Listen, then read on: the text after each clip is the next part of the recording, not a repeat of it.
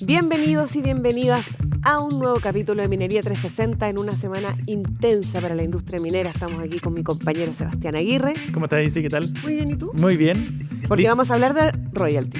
Claro que sí, vamos a hablar de royalty, de otros temas, por supuesto, de desarrollos tecnológicos e innovación en la industria minera tan desafiada por estos días. Vamos a hablar respecto a cómo la industria ha vivido la discusión también que se da en el Parlamento en torno a este tema. Todo esto más en el nuevo capítulo de Minería 360 que comienza a partir de ahora. En los últimos años, la industria minera en Chile ha dado importantes pasos en política de inclusión de grupos diversos. ¿Cómo se ha logrado este avance? ¿Cuáles han sido los principales desafíos? Lo vamos a ver en la nota de Cristian Soto. Para mí fue como una sensación de libertad absoluta, de estar constantemente reprimido o reprimiendo ciertos sentimientos y pensamientos a poder vivir como realmente soy. Es como que no hay nada que se le compare. Una liberación muy, muy grande. Como Benjamín, son muchos las y los trabajadores de la comunidad LGBTIQA+, que forman parte de la fuerza laboral de empresas mineras. Yo entré hace casi 10 años a la empresa y entré como mujer. 8 años mis compañeros me conocieron como mujer, me desaparecí en la pandemia y volví como Benjamín. Entonces para algunos fue como que igual así como que pero ¿qué pasó acá? ¿De qué me perdí? Después se acostumbraron súper luego. En Chile, los lugares de trabajo que han creado políticas de inclusión LGBTIQA+, está creciendo. Según la última encuesta Equidad CL, de las 135 organizaciones que participaron del sondeo, al menos un 80% posee una política formalizada de inclusión con foco en las diversidades sexuales. VHP es una de las empresas que tienen políticas de inclusión en esta área. Tenemos una política de afirmación de género que fue recientemente lanzada, hace un poco más de un año, y la hemos venido aplicando con nuestra fuerza laboral, y ha habido trabajadores nuestros que han venido y han pedido el apoyo nuestro para la transición. En nuestro país, el 60% de las personas en situación de discapacidad se encuentran sin empleo. En el rubro minero, buscan atender esa brecha. Para eso, la adaptación de faenas y la accesibilidad son clave.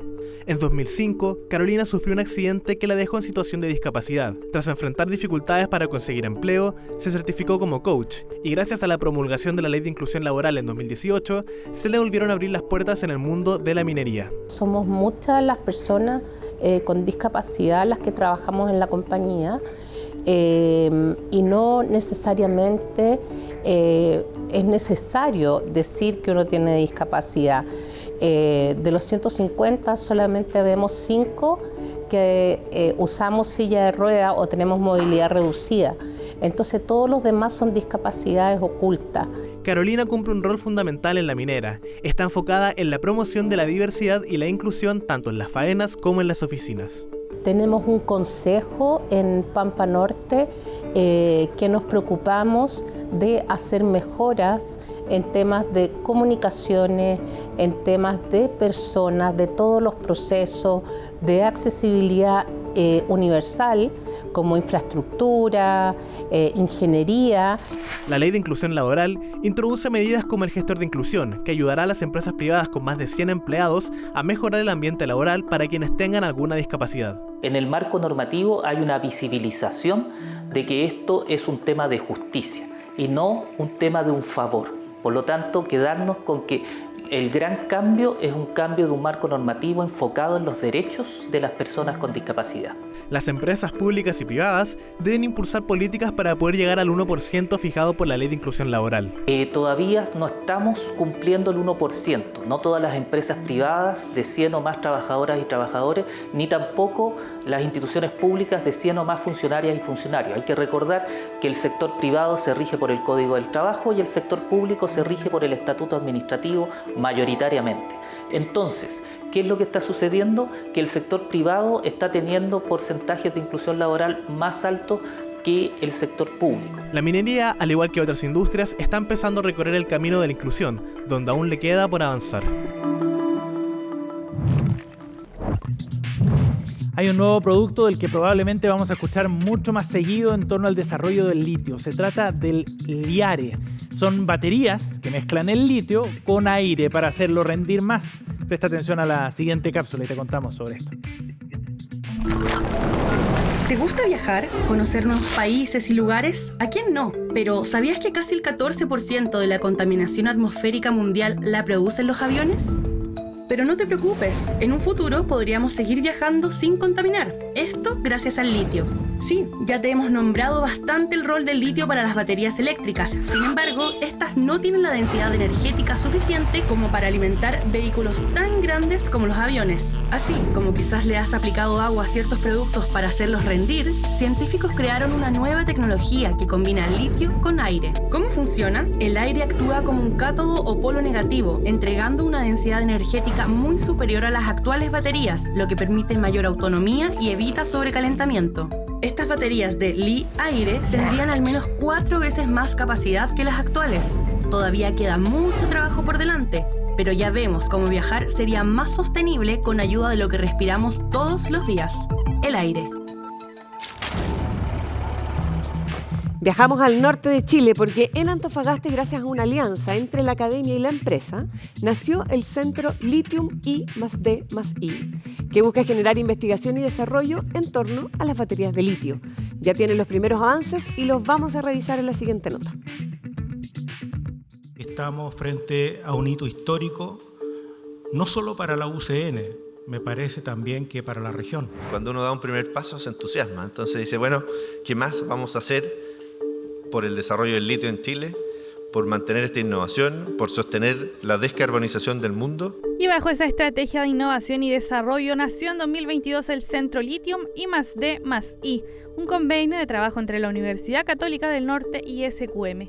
Esta iniciativa nos permite elevar las capacidades de investigación y desarrollo tecnológico y de innovación de nuestra región.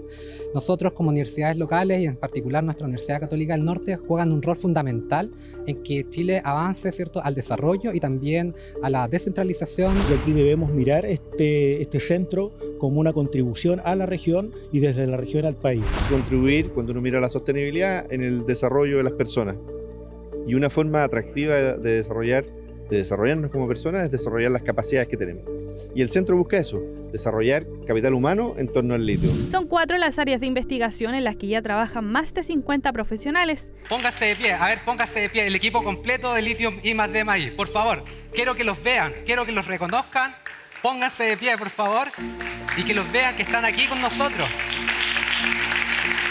La creación de nuevos materiales, sistemas y aplicaciones de las baterías de litio, análisis del entorno y proceso de reciclaje de baterías son los objetivos en que basan sus investigaciones. Precisamente el reciclaje es lo que les permitirá este año ya dar a conocer un primer producto. Nosotros este año vamos a estar focalizados en poder llegar a la fabricación usando materiales reciclados en nuestra propia universidad. De forma inicial esto se genera en baterías tipo botón, que son estas baterías más bien circulares, chiquititas, que nos permiten hacer pruebas. Baterías a partir de materiales reciclados que también tienen como objetivo la reducción de la cantidad de litio que se extrae. Si es que somos capaces de levantar todo un encadenamiento en la parte de reciclaje, entonces vamos a recuperar estos materiales que si no lo hiciéramos se desperdician luego de 10 años cuando ya las baterías dejan de funcionar. Pero si somos capaces de tomar ese carbonato de litio junto con otros minerales valiosos que hay ahí y reusarlo, entonces les vamos a exigir menos a nuestro medio ambiente. Este centro tiene una inversión por parte de SQM de $8 millones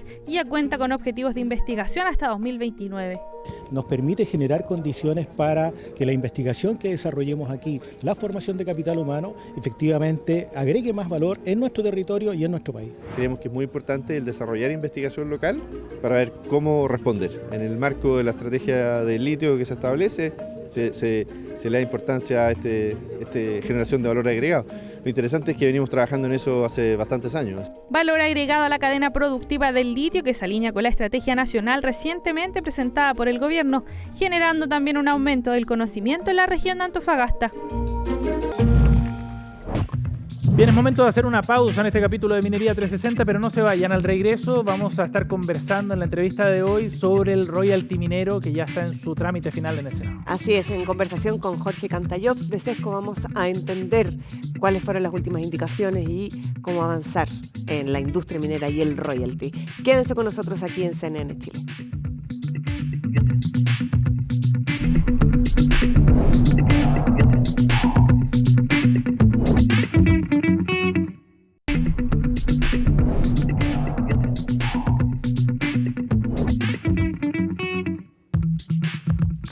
Seguimos aquí en Minería 360 en CNN Chile para abordar en profundidad el tema de la semana, la discusión del royalty minero, porque finalmente con las indicaciones del gobierno se permitió el avance del proyecto. ¿Cómo ha recibido la industria el ajuste de la carga tributaria? ¿Cuál es el impacto?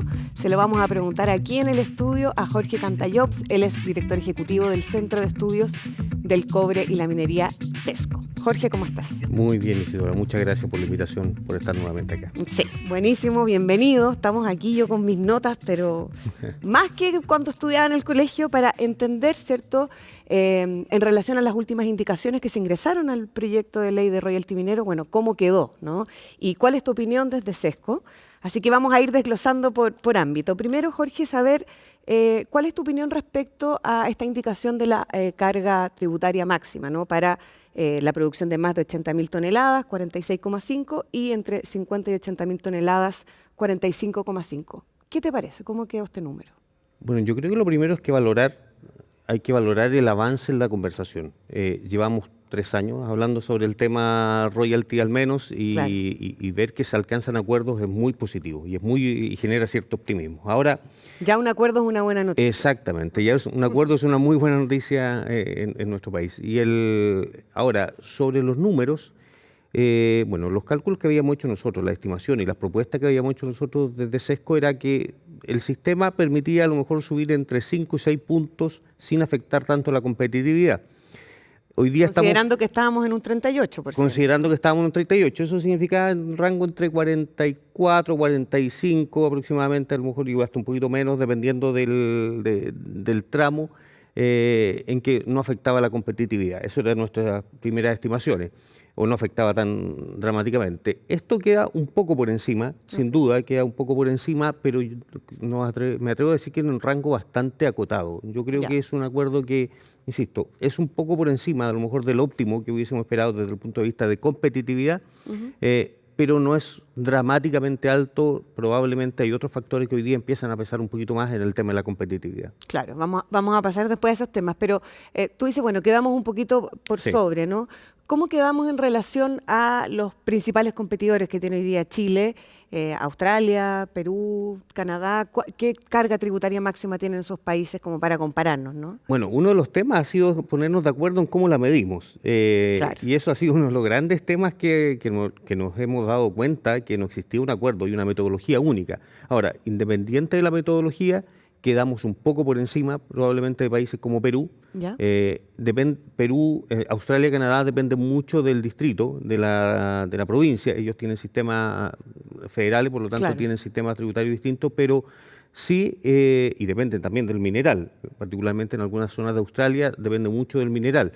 Pero por lo tanto es muy difícil decir que quedamos por encima o por debajo de todo un país, pero con respecto a los distritos más interesados en el desarrollo de la minería del cobre, yo me atrevería a decir que quedamos un poco por arriba. Probablemente 1 o 2 puntos en algunos casos y 3 o 4 en otros, quedamos un poco por arriba con respecto a otros. Y significativamente por arriba a lo mejor de algunos distritos que están tratando de ser más competitivos, digamos, todavía. Tú mencionabas anteriormente, bueno, entonces ahora lo que tenemos que hacer es cómo nos hacemos más competitivos, ¿no? O sea, qué otros incentivos eventualmente se pueden incorporar para que la industria minera, con este aumento tributario, no pierda, ¿cierto?, ese valor en el mercado global. ¿Te refieres, por ejemplo, a los tiempos de tramitación de permisos medioambientales?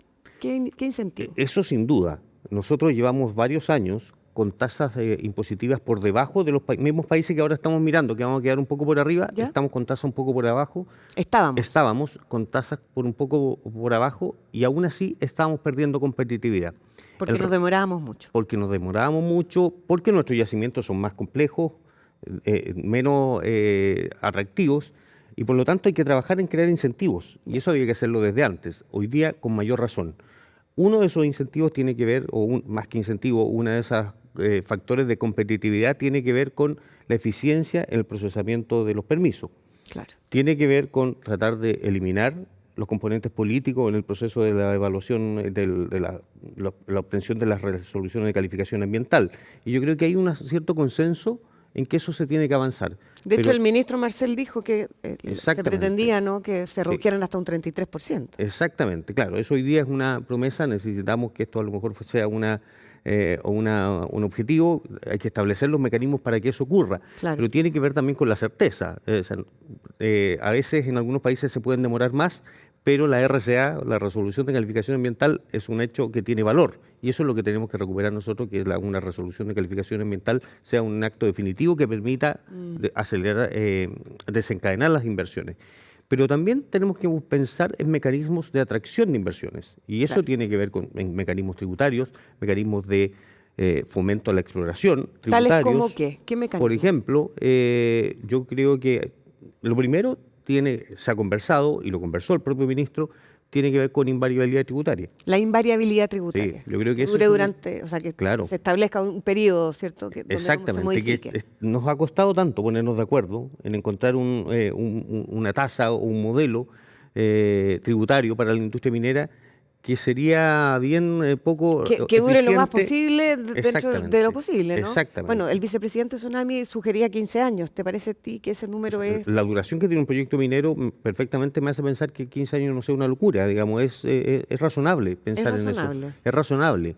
Pero también, vuelvo atrás, esto ya venía pasando desde antes, veníamos perdiendo competitividad en el atractivo a la inversión en exploración. Y ese es un tema. Ese es un tema. Necesitamos aumentar la cantidad de proyectos, necesitamos aumentar la cantidad de recursos y reservas que tiene nuestro país. Y para eso necesitamos incentivar la exploración.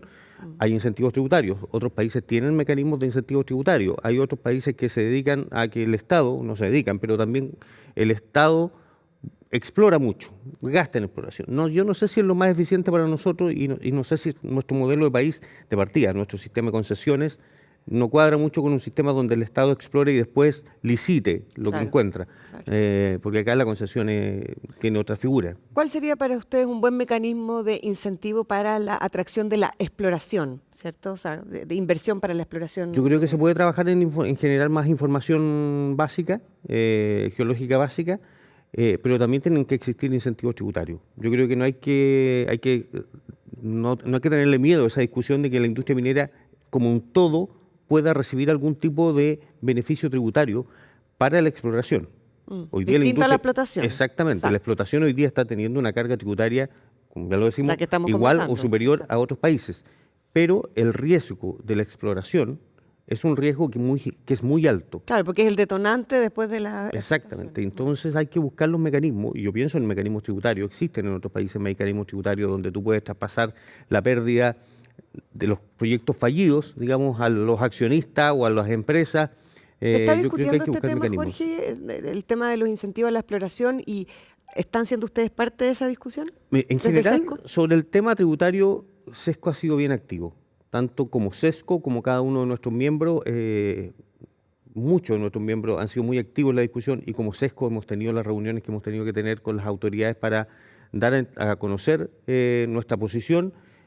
Vemos que nuestra posición ha sido escuchada también, que es una posición a lo mejor más neutral que la propia de los gremios, con una mirada un poquito más desinteresada en ese sentido, y una mirada y eso es relevante y lo ha sido escuchado. Ahora, el otro punto que tiene que ver con los atractivos de inversiones, yo creo que la discusión todavía no ha avanzado mucho. Tenemos tiempo todavía para hacerlo. Eso no está esta espada de Damocles, digamos, esto que era, digamos, el término de la invariabilidad tributaria, que es un tema. Se terminaba el 2023 para la gran cantidad, para la mayor parte de las empresas. Por lo tanto, necesitábamos llegar a un acuerdo el 2023. Era fundamental, no crítico, pero fundamental llegar a un acuerdo. Sobre el tema de atractivo de inversión, tenemos que darnos los tiempos para buscar un mecanismo que nos deje tranquilo a todos, pero hay que hacerlo.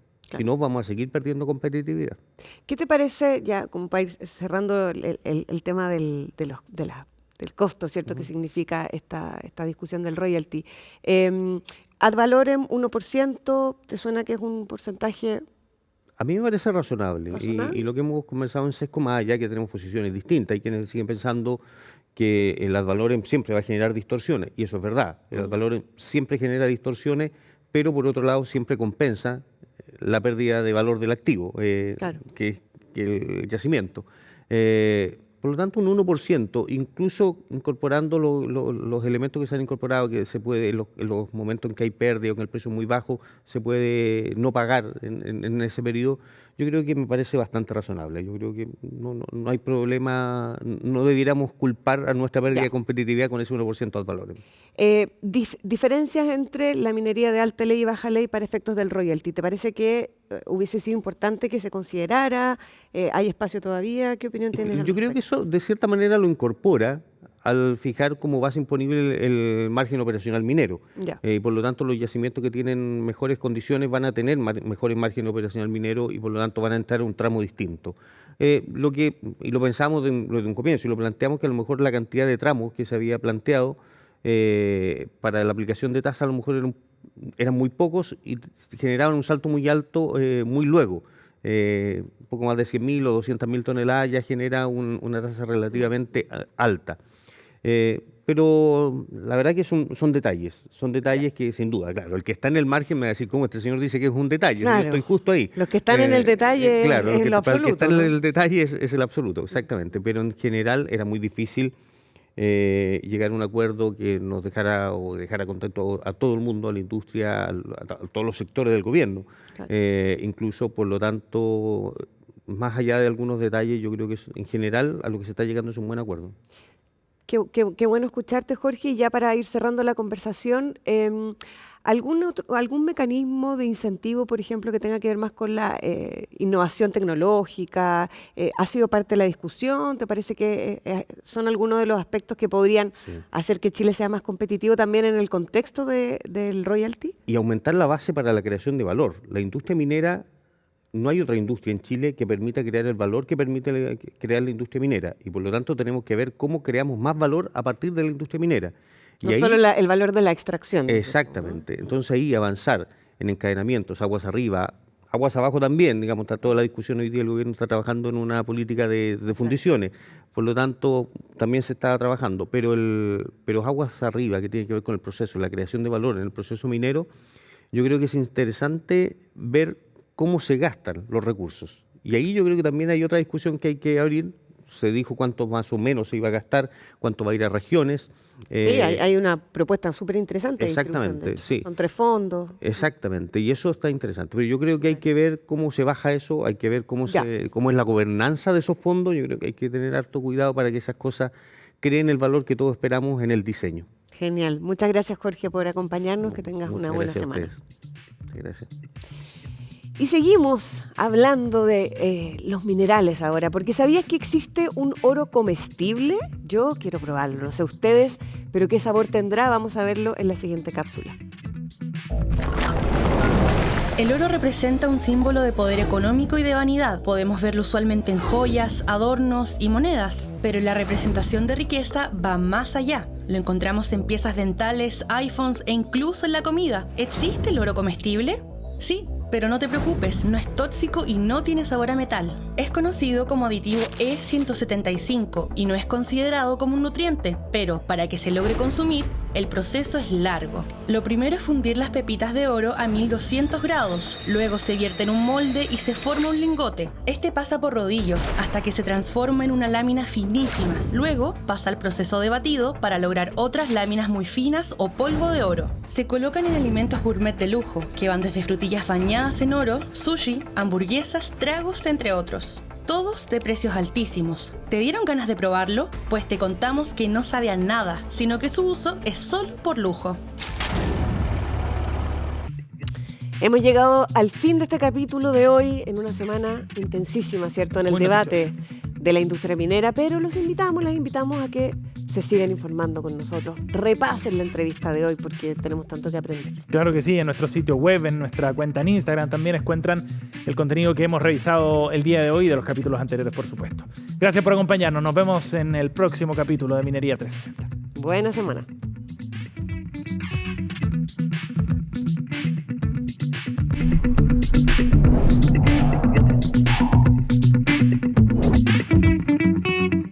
Minería 360 fue presentado por BHP. El futuro está aquí.